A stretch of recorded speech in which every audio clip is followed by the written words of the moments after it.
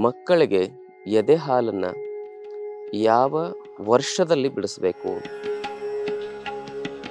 ಈ ಒಂದು ಎಪಿಸೋಡನ್ನ ಪ್ರತಿಯೊಬ್ಬ ಮಹಿಳೆಯರು ಕೂಡ ನೋಡಬೇಕು. ಕೆಲವೊಬ್ರು ಎದೆ ಹಾಲನ್ನೇ ಕೊಡದೆ ಬಾಟ್ಲ ಹಾಲಿಂದಾನೇ ಶುರು ಮಾಡ್ತಾರೆ ಮಕ್ಕಳ ಒಂದು ಪೋಷಣೆಯನ್ನ. ಇದು ಅತ್ಯಂತ ಅಪಾಯಕಾರಿ. ಹಾಲಿನ ಅವಶ್ಯಕತೆ ಮಕ್ಕಳಿಗೆ ಇರ್ತದೆ, ಆದರೆ ಬೆಳೀತಾ ಬೆಳೀತಾ ಮಕ್ಕಳಿಗೆ ಆಹಾರದ ಅವಶ್ಯಕತೆ ಇರ್ತದೆ. ಮಕ್ಕಳಿಗೆ ಜನ್ಮ ಕೊಡೋದು ಮುಖ್ಯ ಅಲ್ಲ, ಮಕ್ಕಳಿಗೆ ಜೀವನ ಕೊಡೋದು ಬಹಳ ಮುಖ್ಯ ಆಗ್ತದೆ.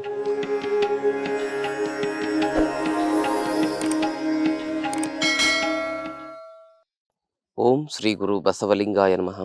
ಓಂ ನಮಃ ಶಿವಾಯ. ಸರ್ವರಿಗೂ ಭಕ್ತಿಯ ಶರಣಾರ್ಥಿ. ನಾನು ನಿಮ್ಮ ಯೋಗ ಗುರು ವೈದ್ಯ ಶ್ರೀ ಚನ್ನಬಸವಣ್ಣ, ಶ್ರೀಗಂಗಾ ಯೋಗ ನಿಸರ್ಗ ಚಿಕಿತ್ಸಾ ಹಾಗೂ ಆಯುರ್ವೇದ ಸಂಶೋಧನಾ ಕೇಂದ್ರ, ಬೆಂಗಳೂರು, ಹುಬ್ಬಳ್ಳಿ ಮತ್ತು ಧಾರವಾಡ.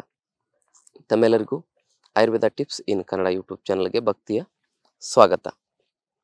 ಆತ್ಮೀಯರೇ, ಈ ದಿನದ ಸಂಚಿಕೆಯಲ್ಲಿ ಮಕ್ಕಳಿಗೆ ಎದೆ ಹಾಲನ್ನ ಯಾವ ವರ್ಷದಲ್ಲಿ ಬಿಡಿಸಬೇಕು, ಎಷ್ಟು ವರ್ಷದವರೆಗೂ ಮಕ್ಕಳಿಗೆ ಎದೆ ಹಾಲನ್ನ ಉಣಿಸ್ಬೇಕು, ಎದೆ ಹಾಲನ್ನ ಹೆಚ್ಚು ಸಮಯದವರೆಗೂ ನಾವು ಮಕ್ಕಳಿಗೆ ಕೊಡೋದ್ರಿಂದ ಏನು ಸಮಸ್ಯೆ, ಅಥವಾ ಮಕ್ಕಳಿಗೆ ಬೇಗ ಎದೆ ಹಾಲನ್ನು ಬಿಡಿಸೋದ್ರಿಂದ ಏನು ಸಮಸ್ಯೆ ಆಗುತ್ತೆ, ಇದರ ವೈಜ್ಞಾನಿಕವಾಗಿರ್ತಕ್ಕಂಥ ವಿಶ್ಲೇಷಣೆಯನ್ನ ಈ ದಿನದ ಸಂಚಿಕೆಯಲ್ಲಿ ನಾವು ನೋಡೋಣ.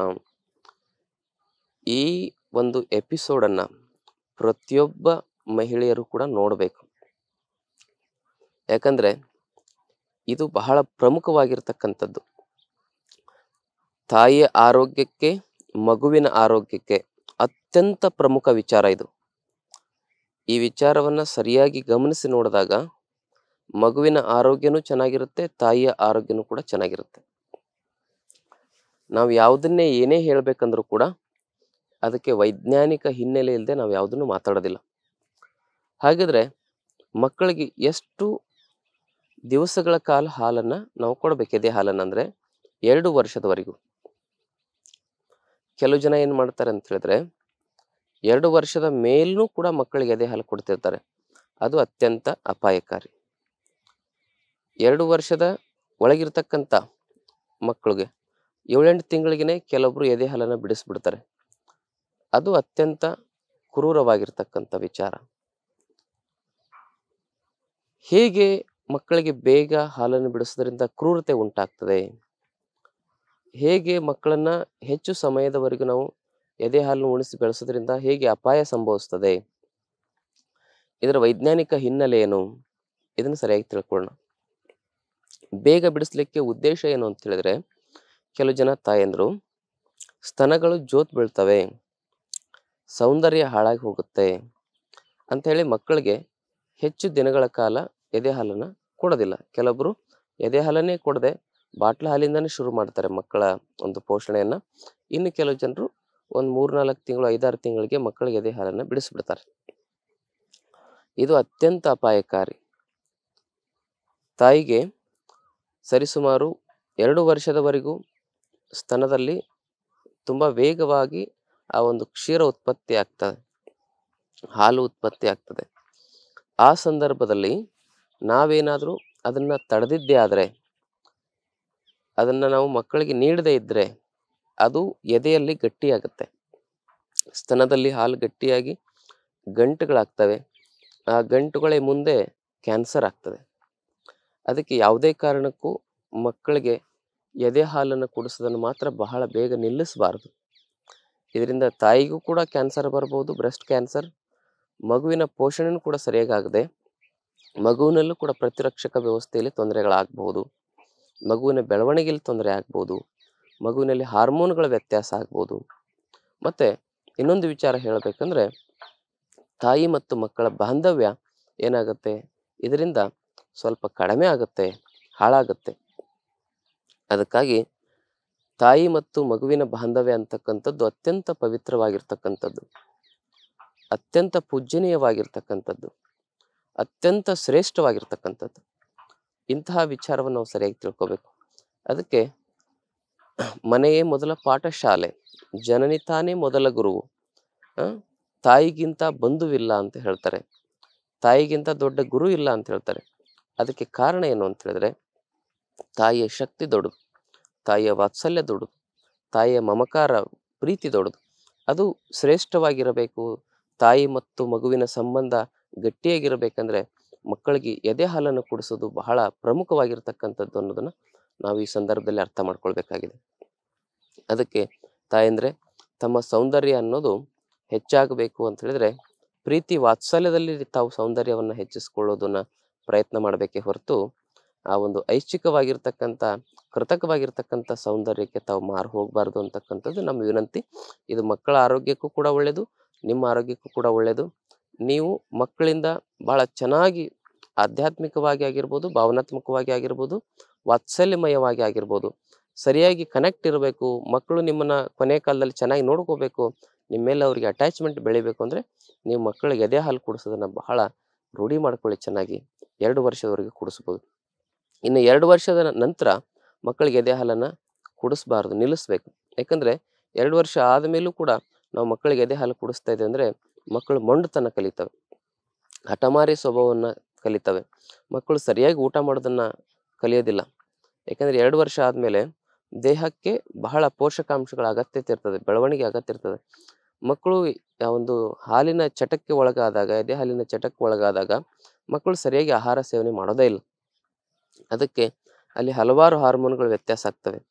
ಮಕ್ಕಳು ಚಿಕ್ಕ ವಯಸ್ಸಿನಲ್ಲಿ ಹಾಲಿನ ಅವಶ್ಯಕತೆ ಮಕ್ಕಳಿಗೆ ಇರ್ತದೆ, ಆದರೆ ಬೆಳೀತಾ ಬೆಳೀತಾ ಮಕ್ಕಳಿಗೆ ಆಹಾರದ ಅವಶ್ಯಕತೆ ಇರ್ತದೆ.